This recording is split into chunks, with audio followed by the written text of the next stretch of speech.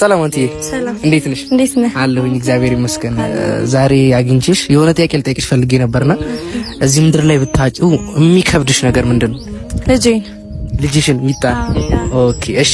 እና ደግሞ ቀጣይ ነገር ቪዲዮ ስለቅ ያለሁኝና በዘፈንም በመዝሙርም ነው የምትሰሪው።